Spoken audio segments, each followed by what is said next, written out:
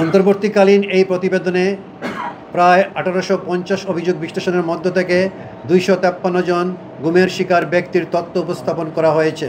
অদ্যাবধি গুম হওয়া ব্যক্তিদের সন্ধানের জন্য সারা দেশে মোট 16টি গোপন বন্দিশালা পরিদর্শন করা হয়েছে।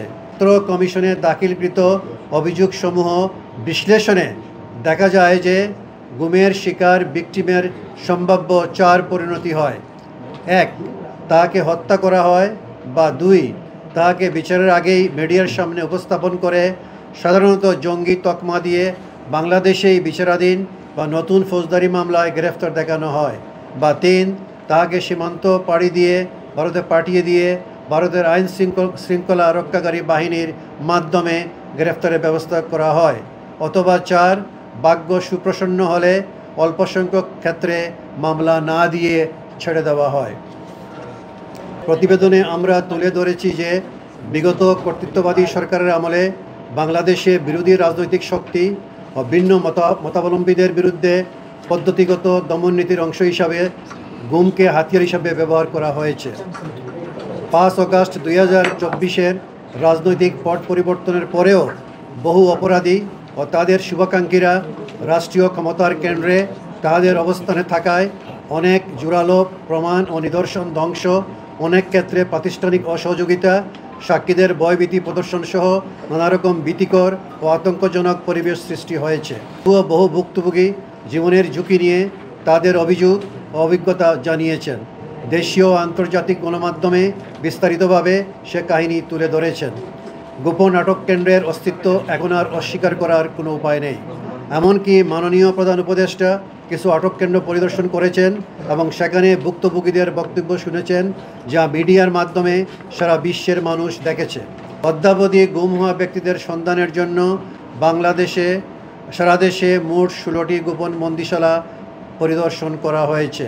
গত 4 ডিসেম্বর 2024 খ্রিস্টাব্দ, 26 ফেব্রুয়ারি 2025 খ্রিস্টাব্দ ও 25 মার্চ 2025 খ্রিস্টাব্দ তারিখে 3টি পত্রমূলে মোট 131টি অভিযোগের বিষয়ে আইন মোতাবেক এফআইআর বা জিডি রেকর্ডপূর্বক ভিকটিমদের সন্ধান এবং উদ্ধার কার্যক্রম পরিচালনার জন্য বাংলাদেশ পুলিশের মহাপরিদর্শক বরাবরে প্রেরণ করা হয়েছে।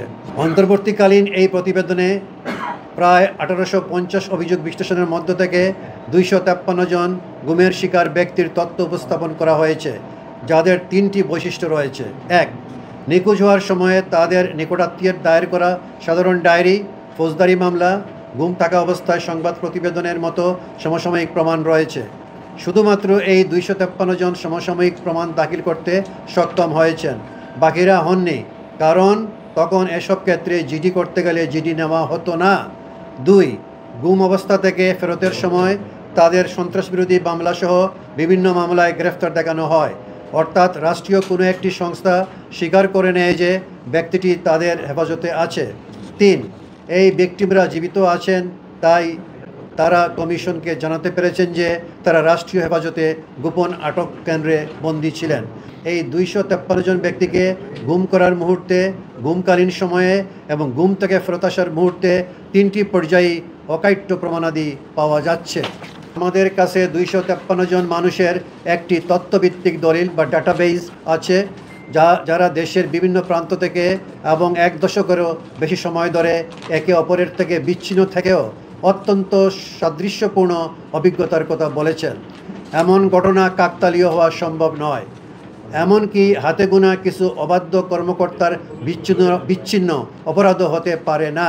বিগত সরকারের শাসনামলে গুম একটি সুশৃঙ্খল ও প্রাতিষ্ঠানিক রূপে জঙ্গিবাদ বিরোধী অভিযানের ছায়াতলে ইসলামী উগ্রবাদের হুমকিকে ব্যবহার করে রাজনৈতিক ক্ষমতা কেন্দ্রীভূত করা, আন্তর্জাতিক স্বীকৃতি অর্জন এবং শাসন দীর্ঘায়িত করার উদ্দেশ্যে পরিচালিত হয়েছে, যার ভিকটিম ছিল মেধাবী শিক্ষার্থী, রাজনৈতিক কর্মী, সাংবাদিক, ডাক্তার, ইঞ্জিনিয়ার সহ বিভিন্ন সরকারি বেসরকারি পেশাজীবী তথা সাধারণ জনগণ।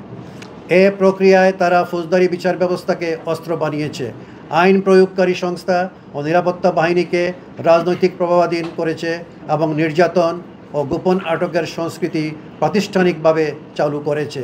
এমনকি সাধারণ নাগরিকদের বেআইনি পন্থায় বারবার ভারতীয় বাহিনীর হাতেও তুলে দিয়েছে। আমাদের এই 253 জনের নমুনাটি এক দশকেরও বেশি সময় জুড়ে বিস্তৃত। এদের বয়স, পেশা ও নিখোঁজ থাকার সময়কাল সবই ভিন্ন হলেও তাদের অভিজ্ঞতাগুলো আশ্চর্যজনক প্যাটার্নে মিলে যায়। অধিকাংশই সে সময়কার বিরোধী দলগুলোর বা ভিন্ন মতের সমর্থক ছিলেন এবং তাদের অনেকেরই রাজনৈতিক সম্পর্ক নিয়েই প্রশ্ন করা হয়েছে। এমনকি অল্প কিছু ক্ষেত্রে তৎকালীন শাসক দলের সঙ্গে সংশ্লিষ্ট ব্যক্তিদেরও দলীয় কুন্দল বা প্রতিদ্বন্দ্বিতার কারণে গুম করা হয়েছে।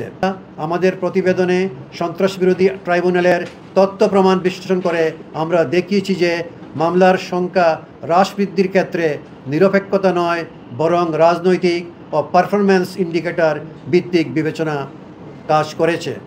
এবারের প্রতিবেদনে আমরা গুম অবস্থা হতে ফিরে না আসা এমন 12 জন ভিকটিমের বিষয়ে অগ্রগতি তুলে ধরেছি, যাদের বিষয়ে প্রাথমিকভাবে অনুসন্ধান সম্পন্ন হয়েছে এবং তাদের গুমের জন্য কারা দায়ী তা প্রাথমিকভাবে আমরা শনাক্ত করতে পেরেছি। সন্ত্রাসবাদ সারা বিশ্বে একটি বাস্তব হুমকি, বাংলাদেশও এর বাহিরে নয়। 2016 সালের হোলি আর্টিজানে হামলার মতো ঘটনা এর প্রমাণ। তবে এই হুমকি মোকাবেলায় রাষ্ট্রের সততা, মানবাধিকার প্রতিশ্রুতি এবং আইনসম্মত প্রক্রিয়ায় অটল থাকা জরুরি। সরকার সন্ত্রাসবিরোধী প্রচারণাকে যখন রাজনৈতিক বিরোধীদের দমনের ডাল হিসাবে ব্যবহার করে, তখন তা আইনের শাসন, প্রতিষ্ঠান ও জনগণের বিশ্বাসকে ধ্বংস করে দেয়।